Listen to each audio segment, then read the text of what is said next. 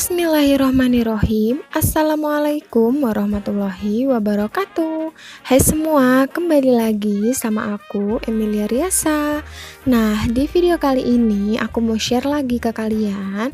Jadi sebenarnya ini tuh udah requestan lama banget, tapi aku itu belum sempat bikin dan belum ada jadwal gitu ya teman-teman. Nah, kali ini aku langsung aja mau ngerinci semuanya. Jadi kali ini itu judulnya adalah cara mengatur gaji harian tidak tetap. Nah, gaji hariannya itu 30.000 sampai 60.000 per hari ya teman-teman.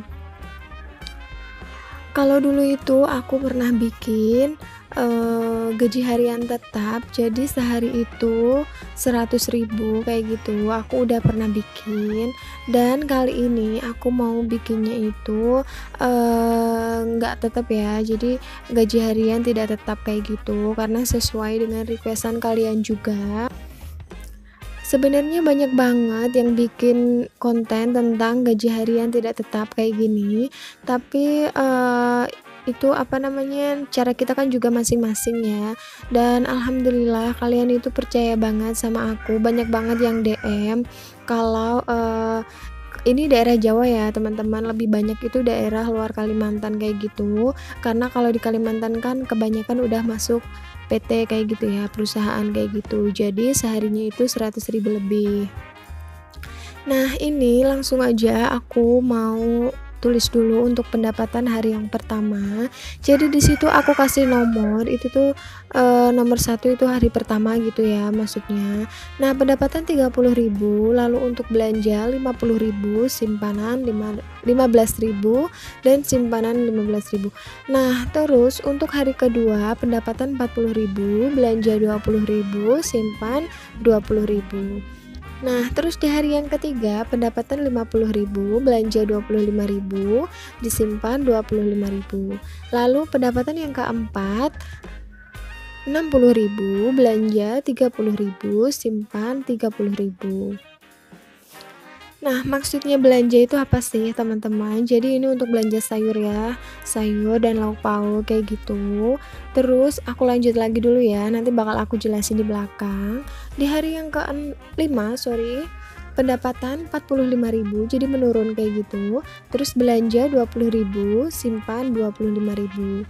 Jadi simpan dan belanja kita juga harus melihat pendapatan kita ya. Kita nggak boleh semena-mena terlalu ambisius untuk menyimpan, sedangkan belanja kita itu kurang banget, jadi kita nggak dapat gizi kayak gitu ya. Terus di hari ke-6 pendapatan 55.000, belanja 25, simpan 30.000.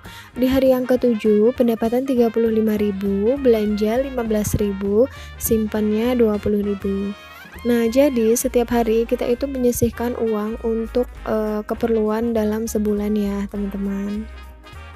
Jadi karena ini aku kalau bikin sebulan itu kan lama banget ya, 1 sampai 31 itu kan ya lumayan panjang gitu ya. Jadi di sini aku mau ringkes aja di hari pertama sampai hari ke-7 alias 1 minggu gitu ya teman-teman.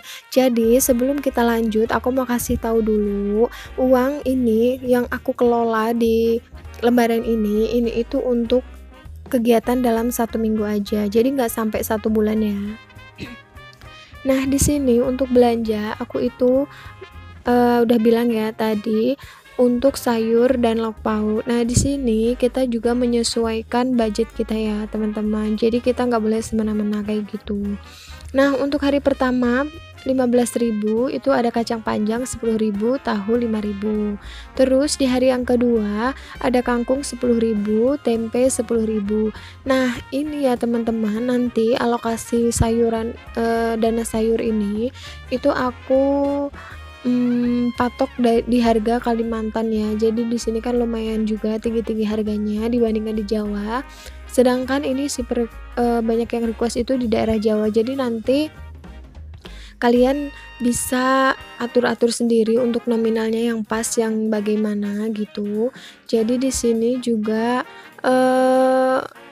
sebagai contoh aja ya teman-teman. Jadi kan nggak sama gitu pemasukan hariannya. Nah, di situ semuanya udah aku tulis untuk menu-menunya setiap hari juga apa aja, dan insya Allah di situ juga bisa makan enak ya teman-teman. Seperti di hari ketiga dan hari keempat itu ada pendapatan 50.000 dan 60.000. Di situ aku selipkan ceker dan ayam. Nah, jadi alhamdulillah lumayan banget kan ya. Nah, kembali lagi, sebenarnya pendapatan dan kebutuhan serta pengeluaran setiap manusia itu berbeda-beda. Tapi kalau masalah konsisten, irit, dan lebih kontrol keuangan itu tetap sama ya teman-teman. Tergantung pendapatan dan pengeluaran kita apa aja.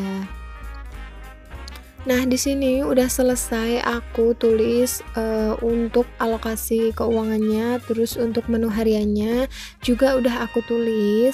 Dan sekarang pasti kalian bertanya-tanya dong, terus kalau cuma makan sayur gimana? Nasinya gimana? Terus untuk gas dan lain-lainnya itu gimana gitu kan? Nah, sekarang aku mau sorry, sekarang aku mau ini alokasikan uang dana simpanan tadi ya. Jadi dana simpanan tadi kita gabungkan dalam 1 minggu itu kita mendapatkan 165.000 ya. Itu dalam 1 minggu. Ingat, yang aku kelola ini dalam 1 minggu aja ya, bukan per bulan. Nah, di sini untuk 1 minggu aku bagi menjadi beberapa poin lagi. Itu untuk belanja bulanan ya, teman-teman. Di situ ada beras, aku anggarkan 5 kilo. Aku kira 5 kilo untuk 1 minggu itu cukup aja ya. Bahkan bisa lebih kayak gitu. Jadi di sini tuh harganya ambil patokan 55.000.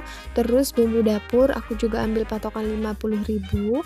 Terus ada kebutuhan kamar mandi karena cuma seminggu aja itu aku ambil 30.000. Bahkan bisa sampai 2 minggu ya. Odol nggak mungkin dong seminggu habis, rinso nggak mungkin dong seminggu habis, sabun, sampo kayak gitu kan. Nah, jadi misalkan minggu ini udah beli kebutuhan kamar mandi, terus dana kebutuhan kamar mandi di minggu depan bisa dipakai untuk yang lain seperti gas, bensin, pulsa kayak gitu ya teman-teman. Nah, di sini udah aku rinci dan di situ aku selipkan tabungan 10.000 ya teman-teman. Nah, aku lupa juga untuk lain-lain itu bisa untuk sedekah juga ya. Kita sedekah 5.000. Pokoknya ikhlas itu paling utama ya teman-teman. Mau seberapa pun nilainya, kalau kita ikhlas itu insya Allah akan diganti sama Allah. Nah, di sini untuk dana tabungannya yaitu 10.000 per minggu ya teman-teman. Jadi di situ aku kalikan 4 karena 4 minggu gitu ya dalam 1 bulan, hasilnya itu 40.000. Nah, terus 40.000 kalau dikalikan dalam setahun 12 bulan itu hasilnya 480.000. Masya Allah, walaupun gaji harian tidak tetap 30-60.000 per hari, kita tuh masih bisa nabung ya. Itu Masya Allah, alhamdulillah banget. Jadi kalian itu jangan berkecil hati ya teman-teman. Kalau misalnya pendapatan kalian per hari atau per minggu itu tidak sesuai yang kalian harapkan, kita wajib banget untuk bekerja keras ya. Nah, di sini aku juga tulis quote. Ini untuk aku sendiri, bukan untuk menggurui kalian ya. Jadi kita untuk saling mengingatkan aja.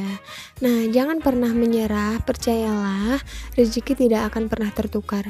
Yakin ya teman-teman, kalian harus yakin. Kalau kalian nggak yakin itu juga sama aja bohong gitu kan ya.